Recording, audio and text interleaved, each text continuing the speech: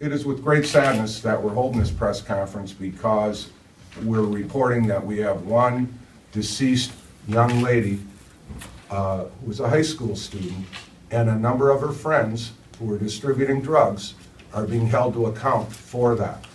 Now, I think this comes on the heels of about a dozen of these kinds of cases in the last year and a half. The difference from these other drug overdose deaths is, for the first time, when we all teamed up, Woodbury Police, Sheriff's Office, and my prosecutors, we were able to go all the way up the distribution chain to where we believe the source of this was coming from. You know, normally at the conclusion of an investigation like this, especially a large investigation that involves our different agencies, there's usually a sense of some satisfaction.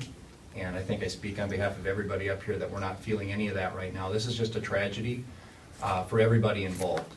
My hope would be that if there's any good that comes out of this, it's that we can get the attention of our kids and their parents, specifically when it comes not only to drug use in general, but to these synthetic drugs that we're seeing in our communities. There's, you know, there's no way that you can buy something and know what it is and know what you're taking and know what the effects are going to be, and this is a tragic example of that.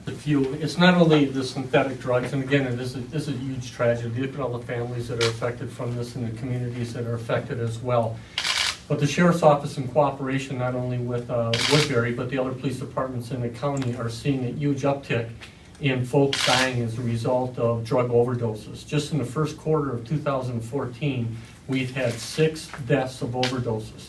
That's not to even count for the number of overdoses where individuals actually do not die, that our medical partners have some type of intervention. So this is epidemic. It continues. It's not only the synthetics, as you're all aware of, the synthetic problem that we're having. It's the prescription medications, the problems that we're having, and the heroin. And the question needs to be asked, when is enough enough? Here these tragedies continue and continue. It's not just Washington County, it's all the counties in the metro area. It's across the United States. If you talk to other states as well, when they talk about the heroin and the prescription medications. So at some point we got to say enough's enough. Just a real quick statistic for you. Last year we collected 4,300 pounds of unused medications and prescription medications at the Washington County Sheriff's Office in our Take It to the Box program.